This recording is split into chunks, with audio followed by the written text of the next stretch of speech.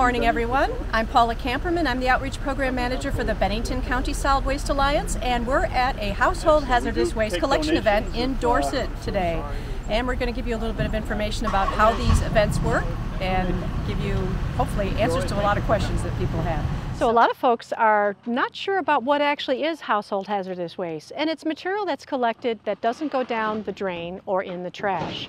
Things like chemicals, pesticides, paints, mercury-containing devices, things that you use around the house to kill pests around the area. You have fungicides, things that go on lawns, fertilizer. That material doesn't go in the trash. If it's still in liquid form, they need to be brought to a household hazardous waste collection facility or an event like we host throughout the year.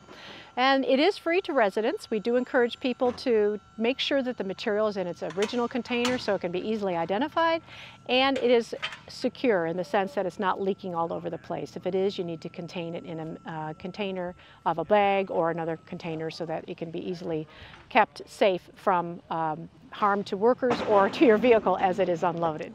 So we've just finished today's event in Dorset. We're here with Andy Johnson of U.S. Ecology, and I'm sorry, I cannot even remember your title at this point. Environmental Safety and Compliance Manager. Okay.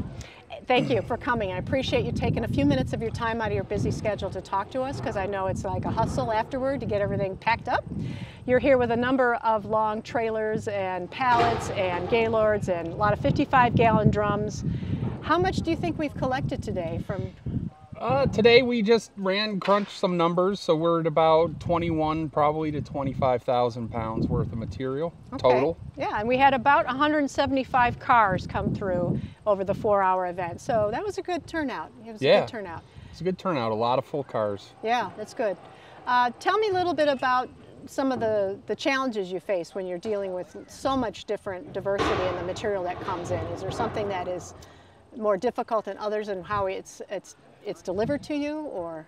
Well, the main thing with HHWs that's easy is anything that you would pour off into a drum, like gasoline or any kind of like solvents that come in cans. Those are real easy to deal with. Aerosols are simple to deal with. Paint cans are simple to deal with.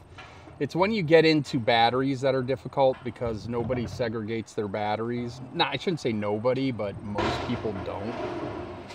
And we can't ship them all together. Right. We have to ship them per DOT, so non-regulated, some might be lithiums.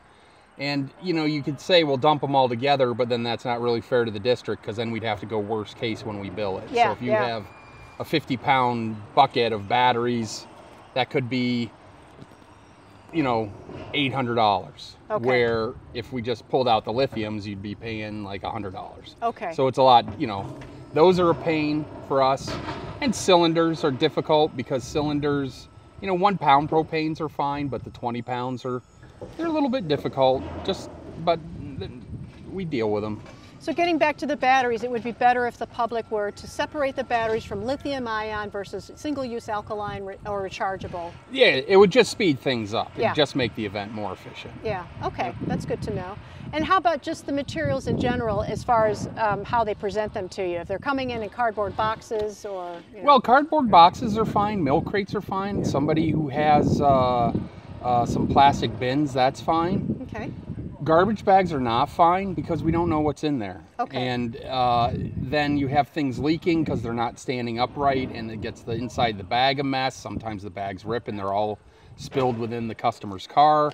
And you don't know what you're taking. Yeah. And until you get it to the table, then at that point the person may be gone, and it might be full of stuff that we're not allowed to receive. Okay. And then we're stuck with it. And can you give me some ideas of just what you know right off the top of your head you're not allowed to receive because of the classification, or the material is just it's out of your realm to even manage? Well, one of the big ones, I mean, it's kind of hard, because as I always say, it's only money. Yeah, I know. So we can receive pretty much anything. Yeah. Ammunition, explosive, fireworks, things like that are difficult. Those are definitely no-goes. Yep. Prescription medication we don't want. Right. Biological material, if there's spent needles or things like that, we can't take here. Right.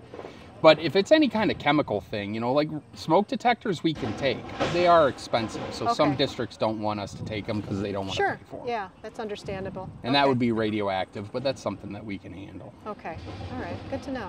And another thing is just to go back to what you were saying about, you know, the garbage bags. Mm-hmm. So the garbage bags, yeah, we're not a fan of those. And the other thing is returning containers. Returning containers is very difficult when you're on a big event like this where you have 177 to 300 people showing up. Yeah. You know, they'll want their gas can back, and I understand, but we're also trying to be efficient. We're trying to process, and we're trying to keep the line going. So if we have a car pull over waiting for their gas can, now we have to stop the process of what we're consolidating to take care of that one thing. Yeah. And then get it to that person, and then they leave, and they might be holding up a couple cars, or other people will see them parked over there and go, oh, I guess we park over here, and now you get a traffic jam. Yeah.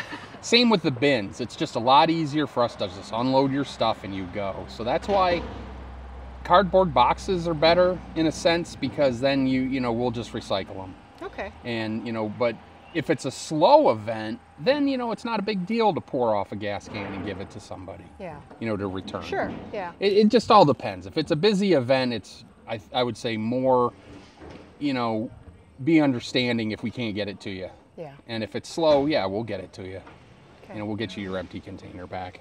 Good to know. Yeah. All right. Well, Andy, thank you so much for taking the time out of your busy schedule today to help us understand more about what it is on your side of an event and how to manage that sort of thing. Because now I didn't have to load as much waste now, so I got a little bit of a break. That's nice. Well, thank you again for joining us. Sure thing. I think we'll wrap it up here. We appreciate you taking the time to learn more about household hazardous waste collection events, and stay tuned for more segments as we load them up on our Catamount Access Television Trash Talk program. Thank you again. For more information about household hazardous waste, visit our website at bcswa.org. That's bcswa.org.